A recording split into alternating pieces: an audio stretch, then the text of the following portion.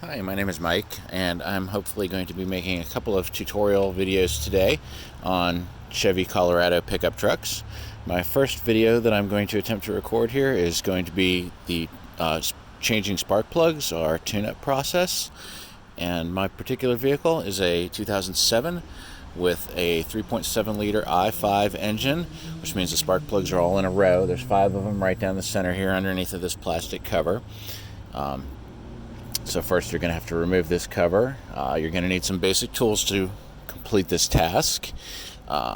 Typically it's recommended, I believe, you do this around every 80 to 100,000 miles.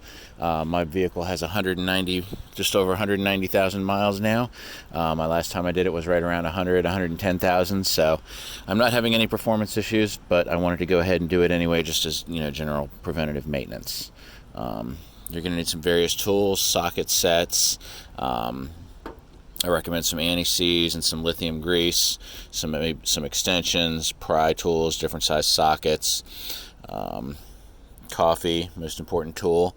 The spark plugs I'm using are from Rock Auto, and they are the AC Delco Professional Iridium spark plugs. Part number is 41-103. You get these on Amazon or at your local auto parts store.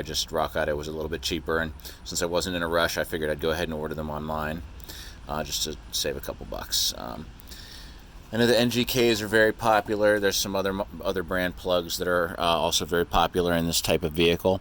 I'm kind of old school. I remember an old ad many years ago that said, "Keep your GM all GM," and I kind of try to stick with that and use AC Delco parts whenever possible. So I'm going to have to pause this video periodically as I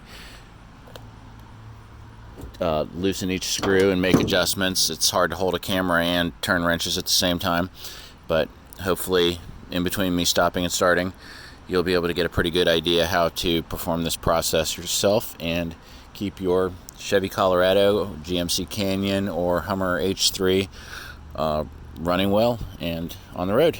So let me pause this, and I'll pick it back up once I've started removing the first pieces.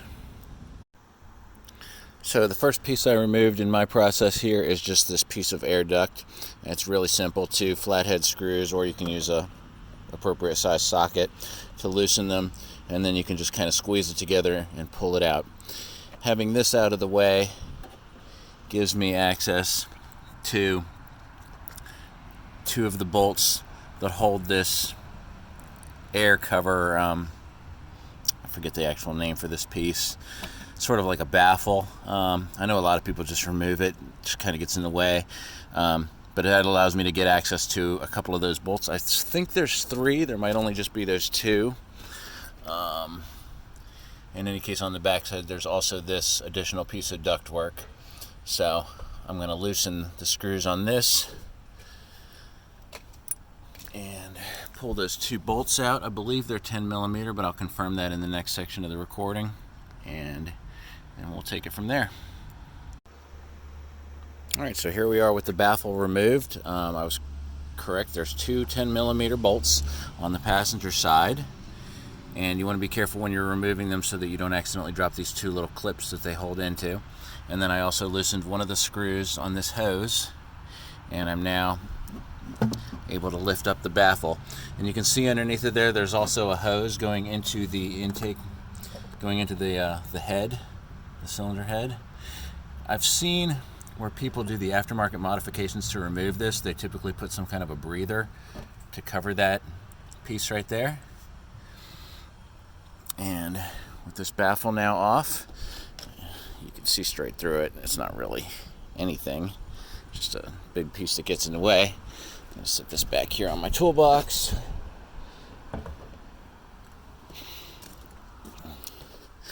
And you can now see the top of the motor, the top of the cylinder head, and you can see how much leaves and looks like an animal nest here almost. I'm going to have to clean that out really well. So the Chevy Colorado uses a coil on plug design. It doesn't have spark plug wires. The ignition coils, there's 5 of them. They're directly on top of the spark plugs, which is these 5 pieces right here, and they're each held down with a single bolt. So you would remove that bolt and then just pull it straight up. You can disconnect the wiring too if you want. I know when I did this last time I didn't have to. I found there was enough room to just lay them out of the way. I'm also going to do them one at a time just so that I don't accidentally put anything back in the wrong place. One other thing I remember from the first time I did this is this first bolt. You can't really get to it with this shroud here, with this piece of wiring harness here, so this has to be removed and then just kind of pushed out of the way a little bit. You can also see my intake throttle body here, and I'm going to spray a little throttle body cleaner in there while I have this taken apart. I seem to recall you don't want to manually operate that throttle body. I know on an older vehicle you could just kind of push it in and clean it really well. What I recall reading quite a while ago on the forums is that because this is electronically controlled, you don't want to push on that. It'll mess up the drive, the gear, or something to that effect. I think I did read actually if you had an assistant, you could have them come in there, turn the key to run, and then manually press the gas pedal, and that would open the butterfly valve. Since that doesn't look super dirty, I'm just going to spray some throttle body cleaner in there, wipe it with a paper towel, and hope that helps clean it a little bit. So let me pause this again while I get some paper towels and try to clean up this rat's nest here on top of my engine. Okay, here's one quick additional clip.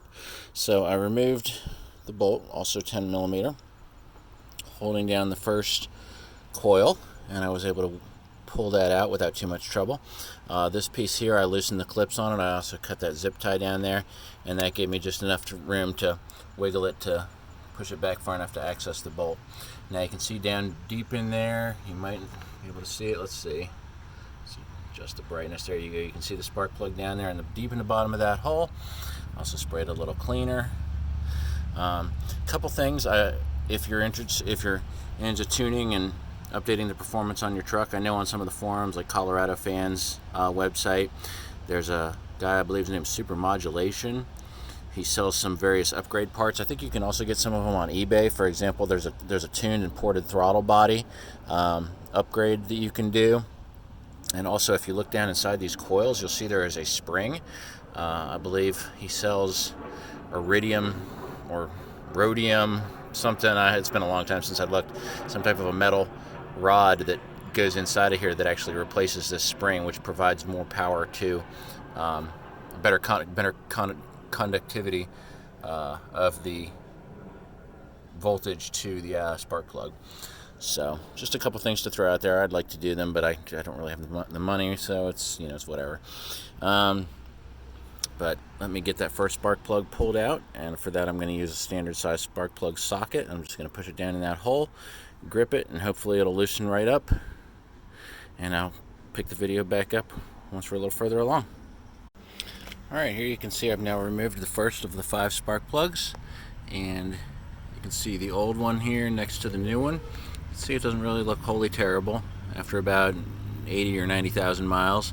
I feel like my truck runs pretty well in general. Back in the day, you used to always be able to buy a service manual that would show you, different pictures of what spark plug wear could be caused by over advanced timing or detonation or too rich or too lean fuel mixture, that sort of thing. You could tell a lot by looking at the spark plugs on a vehicle. So here you can see the top of the head again. All right, and I was able to just loosen this. You can see it does have a lot of thread, so I had to spend a lot of time loosening it and then just lift it out gently with my extension and spark plug socket.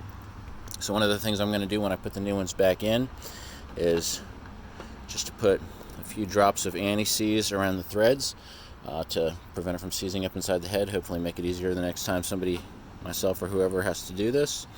And it's just always good, preventative maintenance. Same thing, the new spark plugs should come automatically gapped.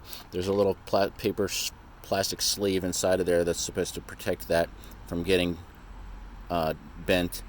But I'm just going to double check the gap really quick and make sure that it matches what it's supposed to be for this vehicle, which usually is on a label underneath. On the old cars, I don't even know. Actually, I guess I'll have to Google it really quick to find out what the appropriate gap is. I think 0.43 or something. I'm sure it'll be gapped correctly there because it did have the little sleeve to correct it, to protect it. So let me pause this now while I get the first plug ready and get it ready to put into its home. Alright, so here we are. The first one's back in its home. The little wiring conduit is all clipped back together. The second one I'm getting ready to pull back out. I did want to mention that the gap on these plugs is 0.043.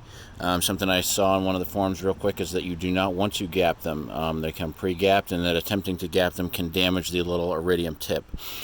Fortunately, I don't think that's going to be a problem. I'm just going to measure them, and if they're wrong, I'll deal with that when I'll cross that bridge when I get to it, but I'm sure that they should all be correct. Worst case, I guess I can run down to an auto parts store nearby. One other thing I thought I'd point out, if you don't have a lift or anything, it's really nice having this brush guard on the front. I use that as a step to help me step up to get a little bit better angle on everything. I'm 6'3". I don't know if that'll make it easier or harder. I guess some people probably need to use a ladder to get in here. Makes me miss my old cars where you could just crawl inside the hood, crawl inside the engine compartment practically. So much space. Alright, so I'm going to stop this and I'm just going to work my way right down the line, 2, 3, 4, 5 on the spark plugs. Then I'm going to button it back up and I'm going to fire it up to test it. And wish me luck. I'll turn the video back on should anything else noteworthy come up during the process, but it should be pretty straightforward at this point. It's just a 10mm bolt.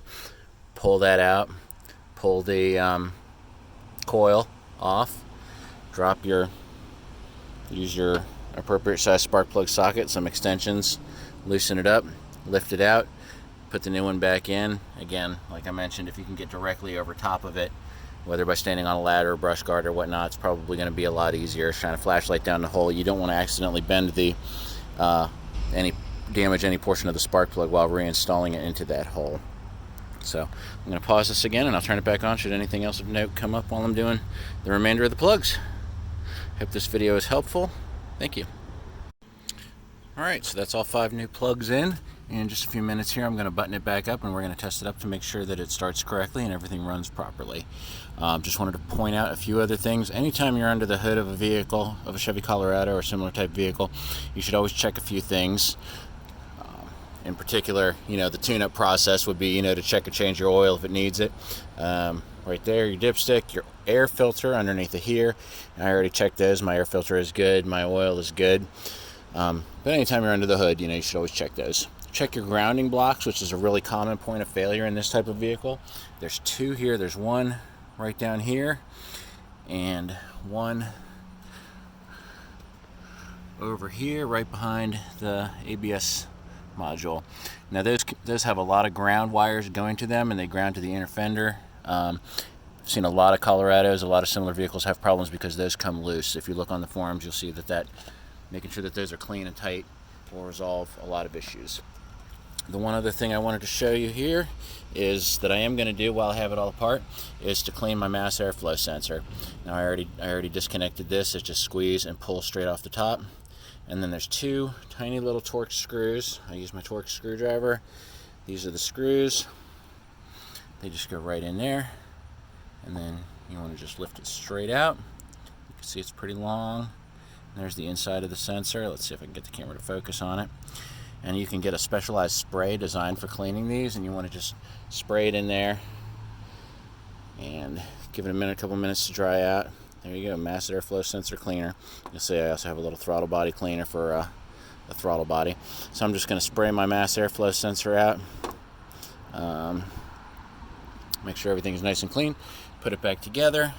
Then we're going to fire it up and test it out. I've got a few other things I hope to do today. I wanted to change the oxygen sensors, but those look really hard to reach. I wanted to siphon out and change a little of my power steering fluid, a little brake fluid. Just hasn't been done in a while, and it's always good preventative maintenance. So let me clean my mass airflow sensor, put everything back together, start it up, and cross our fingers that it runs. And there we go, all set. She fired right up. Actually, she hesitated a little bit because of all of the cleaners that had been sprayed into the throttle body and whatnot. And there's a tiny little bit of smoke from some of that excess cleaner burning off at the top of the engine. But everything's normal as far as the tune-up process goes. The i5 does always sort of vibrate a little bit like that. I understand that's normal. And as you can see, no misfires. Nice and smooth. Always worried that I'm going to get one plug in wrong and then have to tear the whole thing apart, but fortunately I think if one plug was wrong it would set a trouble code for which plug it was, and then I could just use my code scanner, which I always keep a couple of those handy. I keep a few in the car. Here's a little basic one. You can pick one up off Amazon or any auto parts store, probably even Walmart might have a real basic one, and then just check the code, find out which cylinder it is.